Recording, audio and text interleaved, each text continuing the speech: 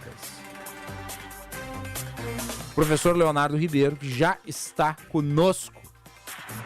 Analista do Senado Federal, consultor em contas públicas, economista e um dos idealizadores da instituição fiscal independente. Ele assina hoje, aliás, na Folha de São Paulo, um artigo junto com outros especialistas intitulado As Ruínas do Teto de Gastos.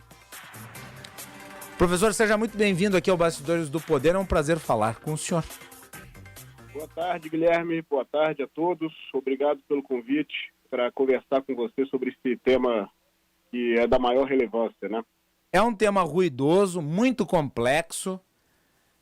Nós tentamos aqui com números exemplificar como é que vai ser o problema parido através dessa modificação, mas eu acho que falar aí de um montante de mais de 1 trilhão a partir de 2036 dá a dimensão da coisa, né, professor? Esse número que você tem bate com um estudo que foi feito por um consultor da Câmara, e ele explica, né, que ao limitar o pagamento de precatórios, como o governo pretende aí na PEC, isso vai virar uma bola de neve, né? Uhum.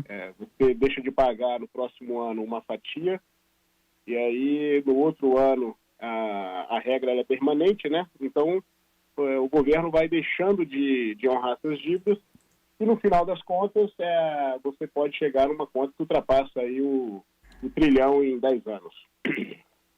Esse valor aí que vai ficar acumulado, eu antes mencionei, vamos ver, o senhor que é especialista em contas públicas pode dizer se a minha comparação é correta ou se ela não é, se ela é imprecisa. Isso é uma pedalada? Isso é uma pedalada, tá? Qual é o conceito, tá, digamos assim, de pedalada? É uma medida que distorce as contas públicas na medida que você posterga despesas no orçamento, despesas que são obrigatórias, né? Porque essa despesa, viu, Guilherme, para deixar bem claro, é uma dívida líquida e certa. Você pode até colocar um limite de pagamento, mas ela é uma dívida, ela vai ter que ser paga. Então, o governo está fazendo algo que foi feito em 2014, né? O governo, em 2014, nas eleições, na véspera de eleições, postergou despesas usando bancos públicos, despesas com gastos sociais. E aquilo gerou a tal da pedalada fiscal, que no final das contas todo mundo já conhece o que aconteceu, né? Perda de credibilidade da política fiscal, impeachment e uma série de problemas. E agora nós estamos fazendo algo parecido, só que dessa vez nós estamos tentando constitucionalizar as pedaladas fiscais na medida em que se coloca na Constituição um dispositivo que vai abrir espaço no teto de gastos, mas gerando uma dívida, né? Uma dívida com os precatoristas, que são aquelas pessoas que são credoras do Estado. Então, na medida em que você coloca um limite, você distorce as estatísticas fiscais do governo, o governo vai apresentar um resultado melhor do que aparenta, porque ele vai fazer digamos assim, o que a gente chama de resultado primário melhor, só que vai estar abrindo espaço fiscal, gerando dívidas que não são adequadamente computadas na estatística fiscal, ou seja, é uma pedalada fiscal. Empurra pagamentos que seriam feitos hoje para amanhã, ou seja, quem vai administrar essa conta são os governos vindouros. É exatamente isso. E eu lhe pergunto, professor, esse montante represado através da mudança da lei, me parece, vai consumir todo o espaço fiscal do teto de gastos daqui para diante. Agora nós estamos num nível, tá, Guilherme? Esse ponto que você coloca é bastante importante. Nós chegamos no fiscal cliff, no abismo, né? Quer dizer, na fronteira do teto de gastos. Ou seja, daqui para frente, nós estaremos sempre no limite do teto.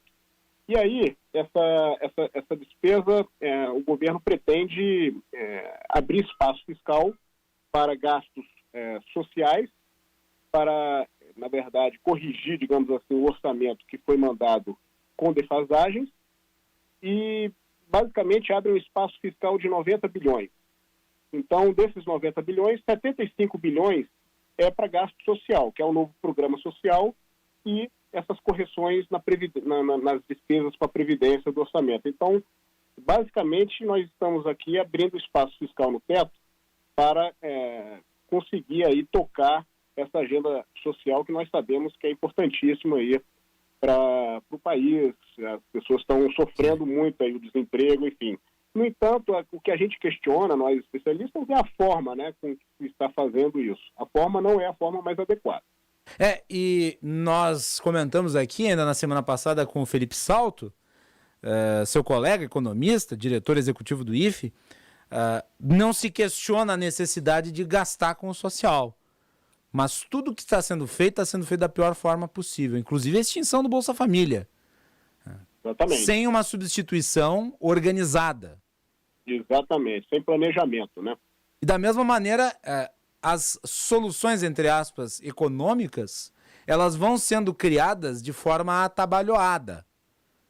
Agora, por exemplo, e nós já vamos tratar disso, há um plano B sendo aventado na hipótese da PEC dos precatórios não passar, que é a de reestabelecer a condição de calamidade pública para não precisar cumprir a lei de responsabilidade fiscal. Sim. O nosso, digamos assim, arranjo legal permite que o governo, e nós fizemos isso em 2020, né? Permite que o governo decrete calamidade pública para conseguir gastar sem observar as regras fiscais. No entanto, isso pode ser feito, inclusive, via decreto, ou o governo pode, também está na discussão, editar crédito extraordinário via medida provisória para conseguir superar o teto de gastos. Eu acho que a principal preocupação hoje é o teto de gastos, Guilherme. De todo modo, a gente estava falando agora há pouco sobre a colocação do Felipe Salto, um grande economista, falando da questão do problema é o planejamento, né? A gente pode gastar, só que se isso for feito de forma desorganizada, sem planejamento, o Brasil pode finalizar um descontrole das contas públicas e isso vai impactar em taxas de juros maiores, desvalorização cambial. Quer dizer, você pode dar de um lado um socorro e do outro lado as pessoas podem sofrer também com essa alta da inflação, com essas taxas de juros mais elevadas que acaba comprometendo o crescimento econômico e afetando inclusive o desemprego, enfim. É uma situação bem delicada. Eu acho que tem que haver aí um planejamento muito bem adequado e eu não vejo como uma boa solução essa questão de você sair resolvendo isso via medida provisória por abertura de crédito extraordinário. O senhor menciona o crédito extraordinário, mas crédito extraordinário não é uma coisa que simplesmente possa ser feita no poder da vontade e da canetada. Existem regras, né? Existem especificidades na Constituição Federal, como, por exemplo, a necessidade de justificativa de imprevisibilidade e urgência. Eu me pergunto de onde é que viria essa imprevisibilidade, porque esse planejamento para o problema fiscal do teto já vem sendo debatido desde o ano passado. Quer dizer, falta de tempo não teve. Olha, Guilherme, eu entendo esse ponto de vista, né? São pessoas que conhecem o assunto, né? Estão tentando mostrar que pode ser uma alternativa. Inclusive ministros do TCU, ministros do STF, estão levando em consideração essa alternativa, uma vez que a PEC dos precatórios, ela me parece que vai haver uma dificuldade em aprová-la no Congresso. O crédito extraordinário, como você bem colocou, ele não pode ser editado de qualquer maneira, né? Sim. Tem que aí haver atributos. Um deles é a imprevisibilidade, né? Isso. Uma calamidade pública, é um gasto imprevisível, e aí o Estado consegue agir emergencialmente, né? Não é o que está acontecendo no contexto atual, me parece, né? A gente está vivendo aí já há um bom tempo esses efeitos da pandemia. Sabemos que agora a gente está entrando numa era que vai ter que haver aí uma discussão sobre a desigualdade social, o desemprego, enfim. Me parece que é uma posição um pouco forçada essa questão de você tentar resolver o problema do teto de gastos via créditos extraordinários. No limite, no mínimo compromete aí o planejamento dessa ação que vai ter que existir aí para enfrentar esses efeitos adversos da pandemia. Professor, falando especificamente sobre os valores que o governo deve para essa fila de agentes, de pessoas, enfim, de credores, em termos de precatórios. Eu estava dando uma analisada nos números e uma parte considerável desses precatórios são de recursos da educação, Fundef. 16, 17, 18 bilhões, uma coisa assim, um valor considerável. Como é que é isso? É o governo o governo devendo para outros entes federados? Aliás, eu lembro do IFE, da Instituição Fiscal Independente, apontando como uma das soluções fazer uma interpretação desses precatórios dentro da ideia de que eles seriam recursos educacionais e, portanto, sendo recursos educacionais, não dentro do guarda-chuva do teto de gastos. O que faz todo sentido. Mas, de qualquer forma, isso não foi feito. E eu lhe pergunto, qual que é a natureza desses precatórios? Interessante. Bom, falando sobre essa conta, esse meteoro, como coloca o Paulo Guedes, né, dos precatórios, nós temos hoje um problema de 89 bilhões para resolver nessa categoria de despesa. Sim. Metade, tá, Guilherme, é previdência e pessoal. E a outra metade é que a gente fala custeio e investimento da máquina pública. E aí entra os 16 bilhões do Fundef, que seriam aí dívidas que a União deve para outros governos nessa política educacional, né, de transferência de recursos. O governo acabou aí de alguma forma deixando de repassar recursos, isso judicializou, o governo perdeu e agora está devendo aí para cerca de 3 governos, não me lembro quais são agora, Bahia, Pernambuco, no mínimo aí, mas você tem aí 16 bilhões. Então, qual é a questão aí? A complementação que a União faz do Fundeb, que é um fundo que financia a educação no país, é por fora do teto. Isso foi uma regra que começou lá em 2016, na origem. Tá? A regra do teto ela já tira do teto de gastos essas despesas. Sim. Então, qual é o entendimento aí da Instituição Fiscal Independente no tocante a esse tema? Você poderia considerar essas despesas também por fora do teto, uma vez que as despesas do Fundeb estão por fora do teto. Ou seja, são despesas que têm essa natureza de financiar a educação e lá atrás houve essa preocupação de não onerar no teto de gastos essa despesa que a União faz para o Fundeb. Sim. Então, se pode, sim, interpretar que essa despesa fica fora do teto sem haver necessidade, talvez, aí de uma PEC. Você pode conseguir aí 16 bilhões somente mostrando, né, indicando essa sinalização de que você pode gastar para a educação por fora do teto no que tange aí o Fundeb. Né? Aí vamos somar, então. Vamos pegar os 16 bilhões desses precatórios educacionais, por assim dizer, mais os 19 bilhões das emendas do orçamento paralelo, e você vai ter um montante suficiente para financiar, se não tudo, uma boa parte do auxílio emergencial, sem furar o teto de gastos. Esse é um ponto importantíssimo que você coloca, tá, Guilherme? Eu só faço uma ressalva. Esses 18 bilhões aí das emendas de relator, né, que a gente está conversando agora aqui, que são emendas que estão sendo muito criticadas, né, pela falta de transparência e pela falta de qualidade. Mas Sim. vamos lá, vamos chegar nos 18 bilhões que você menciona, que é o valor para esse ano.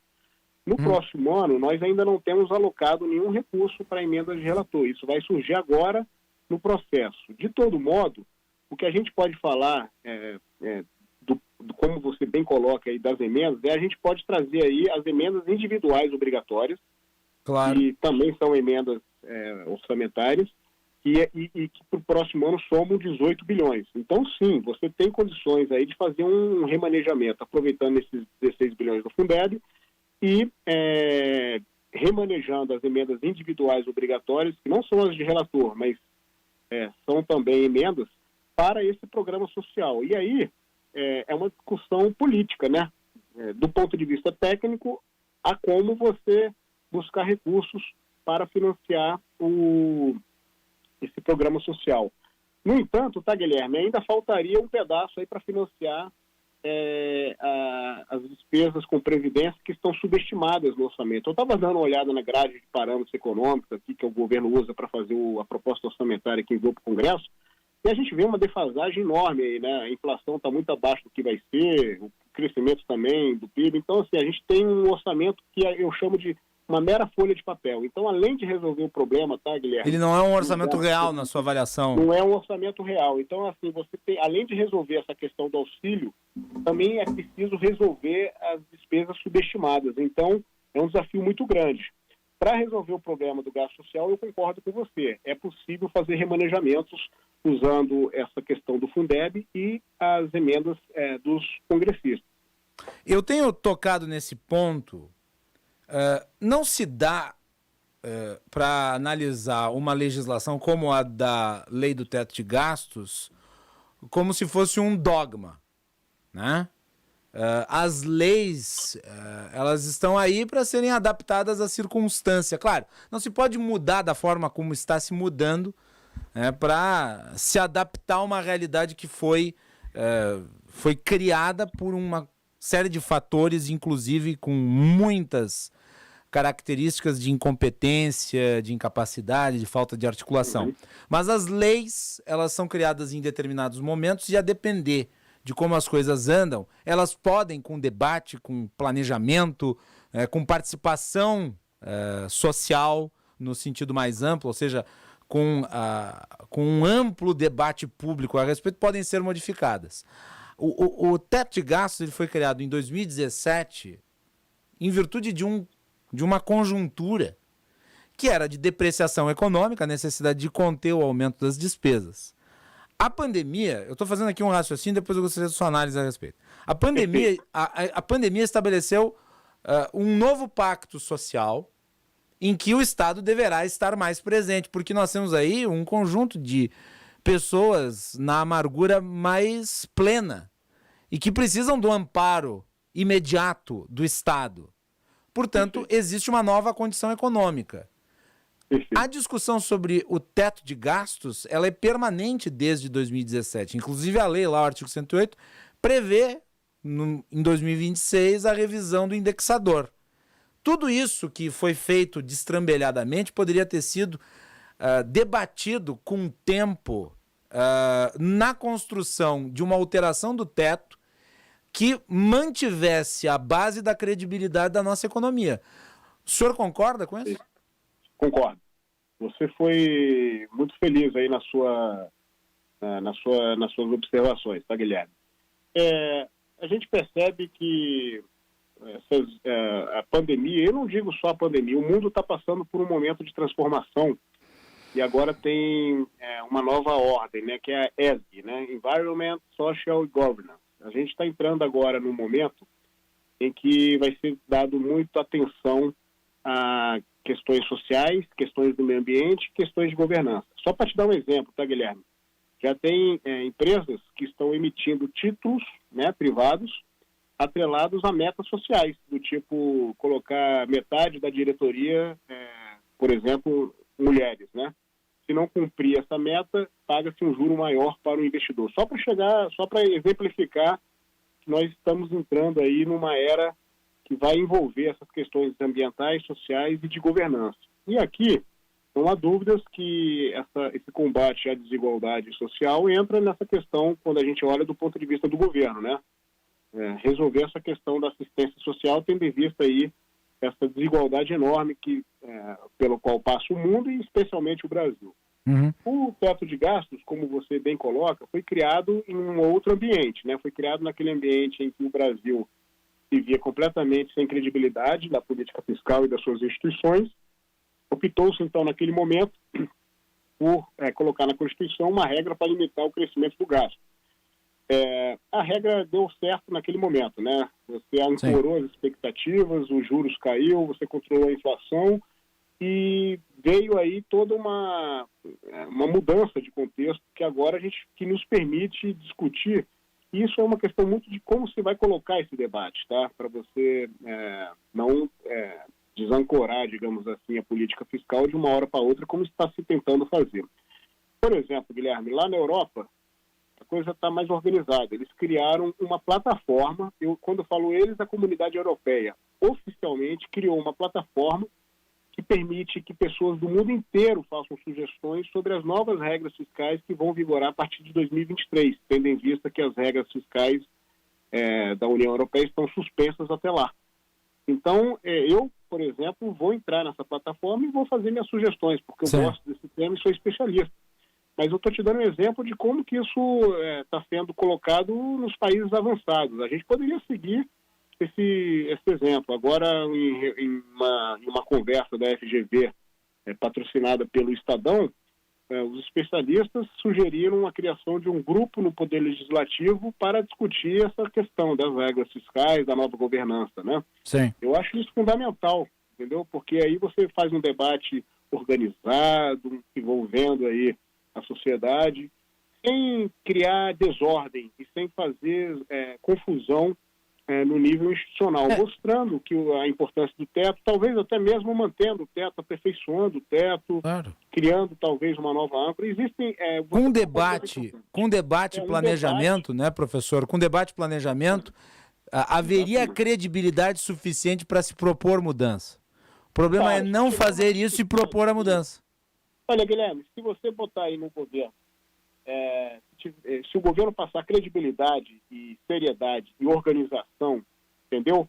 Essa política fiscal ela fica ancorada, entendeu? Rapidamente você consegue aí sinalizar para o mercado que você não está a fim de fazer confusão na área fiscal, mas você está a fim de resolver as questões com planejamento, com eficiência. Então eu sou um pouco otimista nesse ponto aí. Assim como estávamos em desorganização geral em 2015 e 2016 e entrou uma equipe que deu uma assentada aí na coisa, você pode fazer isso aí, rapidamente muda também esse contexto se você passar organização. A Grã-Bretanha está fazendo um excelente trabalho nesse sentido, né? Mostrando agora um spend reviews, que é um plano que eles têm lá fiscal, com organização, o que vai ser feito, quais são as metas que deverão ser atingidas, quanto que vai gastar a mais, entendeu? Como que vai remanejar recursos, né? Para tornar o orçamento mais eficiente. Ou seja, a gente tem que pensar não em truques, né? Porque essa PEC dos precatórios é um truque fiscal. A gente tem que pensar em trocas. Tirar daqui, botar ali. Quando não houver mais espaço para uma troca, você mostra que vai tornar o sistema tributário mais progressivo, mais justo, dentro de um limite, para não afetar também a atividade econômica. Isso tudo com uma boa equipe, uma equipe focada, uma equipe séria. Você ancora essas expectativas e bota o Brasil nas trilhas da retomada. Professor, na hipótese, uma última pergunta, na hipótese de este texto não passar, e existem indícios de que pode não passar, tanto é que se pensa nesse plano B aí, através de recursos extraordinários, mudança da condição do país para estado de calamidade, ou seja, novas soluções extemporâneas e mágicas. Na hipótese de não passar, como é que fica o cumprimento das leis fiscais? Porque ela se mantém, né? Excelente pergunta. Na hipótese da PEC dos precatórios não passar, o governo vai ter que acionar o plano B. O plano B, basicamente, vai ser esse que a gente já conversou agora há pouco. Editar crédito extraordinário. Com isso, ele consegue, digamos assim, driblar o teto de gastos, fazer esse gasto chegar nas pessoas que precisam, ou ele pode optar acionar a calamidade pública, e aí, nesse caso, ele ainda vai ter mais espaço ainda para gastar, porque aí não só o teto pode ser, digamos assim, flexibilizado, mas algumas outras regras da Lei de Responsabilidade Fiscal também poderão. Isso aí, nesse caso, eu colocaria da seguinte forma: não aprovando a PEC dos precatórios, a opção será pelos créditos extraordinários via medida provisória. Em caso de necessidade de um gasto ainda maior do que se está observando aí pode-se ir para a calamidade pública, que é um sistema que foi aprovado pela emenda constitucional 109 recentemente pelo governo. Então há essas alternativas, tá, Guilherme? Sim. Mas eu acho que são alternativas que comprometem o planejamento. Eu acho que a gente tem que tentar fazer isso de uma forma mais organizada, sinalizando uma regra mais permanente, não simplesmente emergencial. Muito bem. Professor Leonardo Ribeiro, especialista em contas públicas, economista, muito obrigado pela análise aqui no nosso programa. O Bastidores do Poder agradece o convite, a atenção, e lhe deixa com a última palavra. Eu que agradeço, Guilherme, muito obrigado pela oportunidade de conversar sobre um tema dessa importância, e eu espero que possamos aí tomar decisões que sejam boas para as pessoas, para que sejam aceitas bem pelo mercado e que tudo, na verdade, no final das contas, fique da melhor forma possível. Muito bem, tá aí então Leonardo Ribeiro, especialista em contas públicas, falando sobre a votação que poderá resultar na mudança da lei dos precatórios. Só rememorando os números, essa proposta de emenda à Constituição, que é a PEC 23/2021, ela permite à União pagar apenas parte dos precatórios, com vencimento em 2022. O texto torna obrigatório o pagamento de um valor equivalente ao pago em 2016, reajustado pelo IPCA. Com isso,